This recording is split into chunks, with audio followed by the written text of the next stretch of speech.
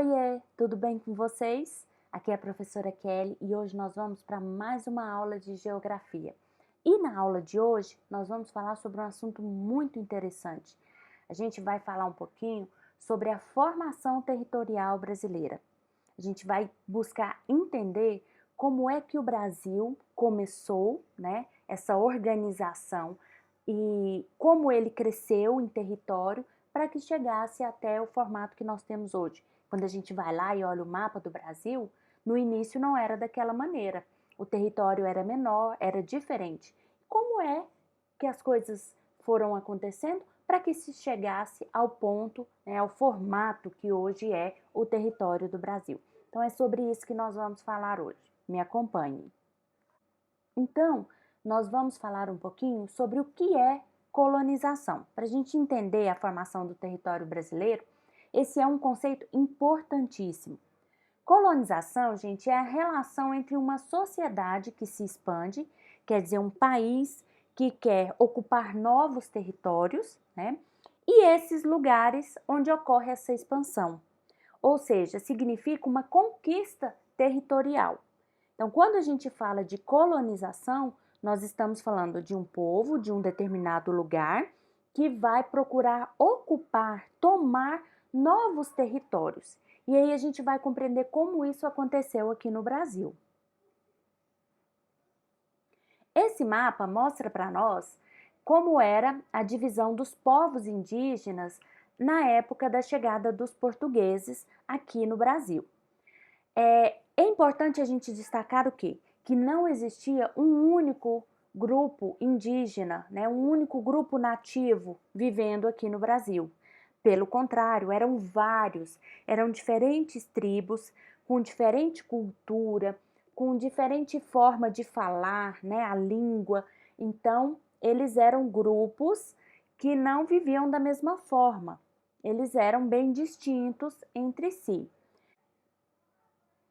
Esse mapa mostra para nós a primeira separação política, né, do nosso país. Eu quero destacar para vocês primeiro esse traçado aqui, ó, que vem de norte a sul. Lembrando que esse mapa aqui é um mapa da época, então que foi desenhado, né, há muitos anos atrás. Esse traçado aqui define a linha do Tratado de Tordesilhas. Na época, né, lá no século XV para o século XVI, ficou estabelecido que tudo que estivesse a leste desse território seria de Portugal, né, a leste desse traçado, e tudo que estivesse a oeste seria da Espanha. Então, dentro desse acordo, Portugal ficou com esse território aqui, ó. E para poder facilitar a parte de administração, o rei português que estava colonizando, estava dominando esse território, ele resolveu dividir esse terreno em lotes, em grandes lotes, e ceder esses lotes para que as pessoas pudessem cuidar e administrar. Isso era chamado de capitanias, tá? Ou também tem uma denominação de sesmarias. Algumas pessoas é que recebiam esses lotes para poder tomar conta, e somente pessoas de confiança do rei. Mas aí vocês podem me perguntar, mas professora, como assim? Se aqui já viviam os povos indígenas e os portugueses chegaram e do nada eles foram ocupando o território?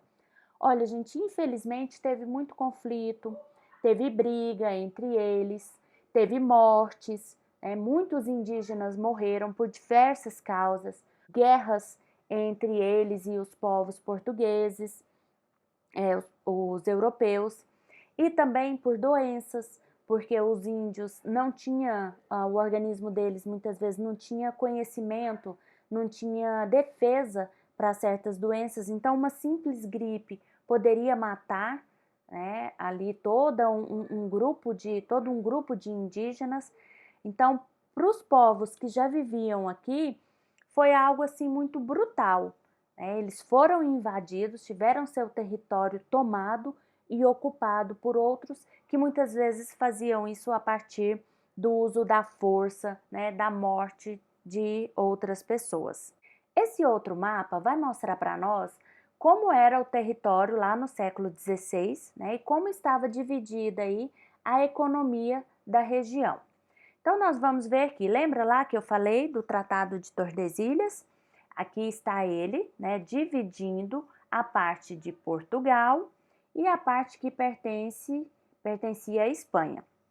Então, nós vamos ver que essa parte que está em amarelo era onde eles faziam extração do pau-brasil, território lá da Mata Atlântica. Por isso que hoje a Mata Atlântica no Brasil ela está tão pequenininha, né? Cerca de 12% apenas do que existia quando os europeus chegaram aqui. Então, destruíram bastante, derrubaram muitas árvores. Uma outra forma de produção econômica vai ser a cana-de-açúcar, né? Plantar a cana-de-açúcar e a partir dela fazer ali o melado, né? A rapadura, o açúcar, tá? Então, principalmente aqui na região de São Paulo, né? Aqui na região do Rio de Janeiro. E essa pequena parte em azul era onde se praticava pecuária, a criação de animais, tá? Esse outro mapa já vai mostrar para nós como era o território brasileiro lá no século XVII. A gente vai perceber que o Tratado de Tordesilhas ainda está aqui, ele ainda está valendo, porém, os portugueses já não estavam mais respeitando esse acordo. E eles passaram a atravessar essa linha imaginária e a explorar outros territórios. E por que os portugueses não estavam mais respeitando esse acordo? Porque eles queriam saber se tinha outras coisas, né, no interior desse território para eles poderem ganhar mais dinheiro. E aí nós vamos ver que, apesar, né, da exploração do pau-brasil, do cultivo da cana-de-açúcar, a pecuária aumentou. Aqui o que está em amarelo são outras áreas que eles passaram a criar animais, criar gado.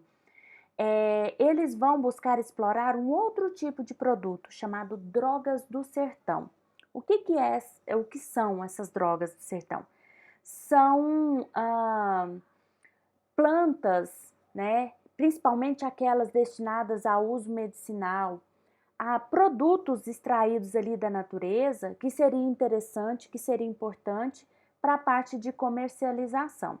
E essas setas verdes vão nos mostrar quais eram os caminhos que eles percorriam, principalmente esse território aí lá na região da floresta amazônica.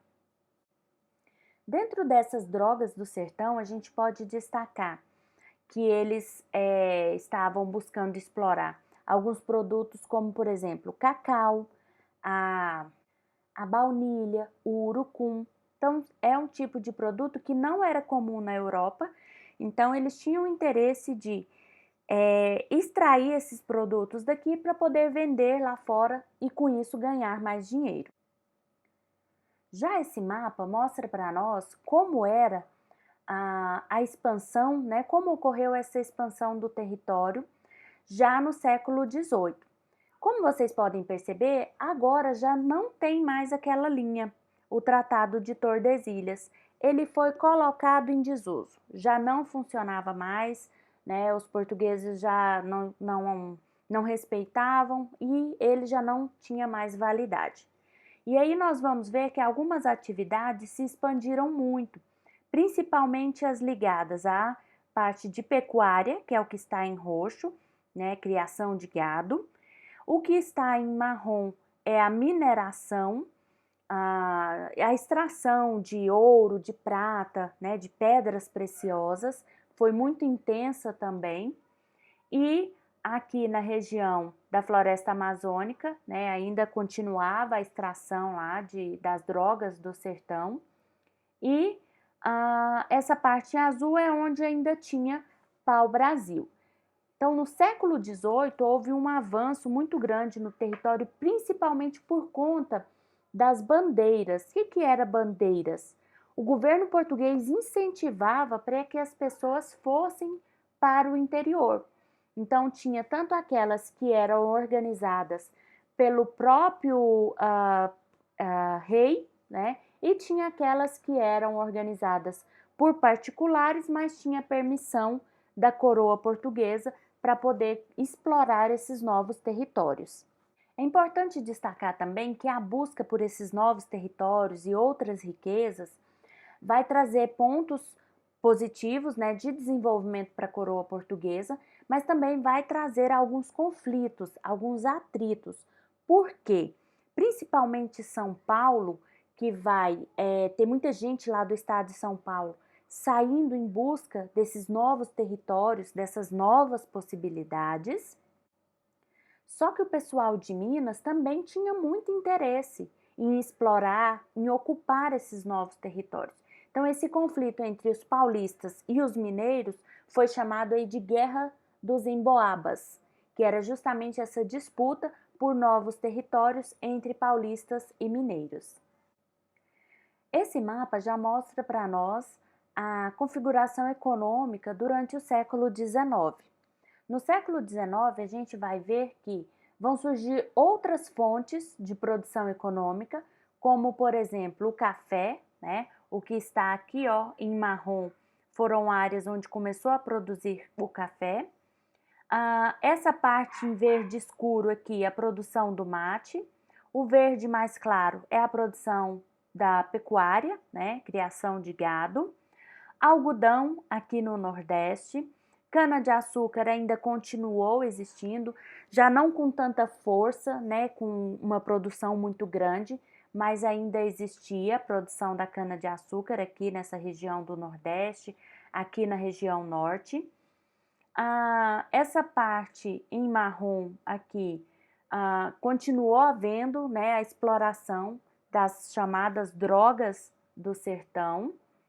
O que está de pontinho preto aqui marca as principais cidades e vilas da época, tá? Esse mapa já vai mostrar para nós como estava organizado o Brasil lá no século XX. No século XX é importante a gente destacar que aqui, ó, se vocês acompanharem aqui no cursor, o estado do Amazonas está faltando um pedacinho e não está o estado do Acre. Foi nessa época, no século XX, em que foram feitos alguns acordos, né, e o Brasil acabou ficando com seu território maior, aumentando aqui o estado do Amazonas e acrescentando também o território onde hoje é o Acre. Um outro detalhe também é que vocês podem perceber que, a princípio, todo esse território laranja, né, formava o Mato Grosso, mas depois ele foi dividido, formando o estado de Rondônia, né, dividindo aqui Mato Grosso do Sul e Mato Grosso. O estado de Goiás, ele também foi dividido, né, formando aqui Goiás e Tocantins. Então foi um período, foi um século onde houveram várias mudanças na organização política do Brasil. Foi nesse século também que a capital do Brasil vai sair aqui do Rio de Janeiro e vai para Brasília, na década de 60, tá? Então foi um evento muito importante para o Brasil. Outros estados que também não existiam e passaram a existir foi o estado de Roraima, aqui nessa região, e do Amapá, que também houve essa separação. E um outro detalhe interessante, vocês sabiam que ainda existe uma proposta de divisão do estado do Pará? Ele ficaria dividido em 3 partes, que se chamaria Tapajós, a outra Pará e a outra parte Carajás. Porém, em 2011 foi feita uma pesquisa, né, um levantamento com a população local e eles decidiram que não queriam essa mudança, né, que continuasse a existir ali um único estado, o estado do Pará. E esse mapa mostra para nós como é a divisão atual do Brasil por regiões e por estado. Então, nós temos 5 regiões: região norte, região centro-oeste, região sul, sudeste e nordeste. Bom, espero que vocês tenham aprendido um pouquinho mais, tenham gostado da nossa aula e eu encontro vocês no nosso próximo vídeo, tá bom? Um beijo, tchau, tchau!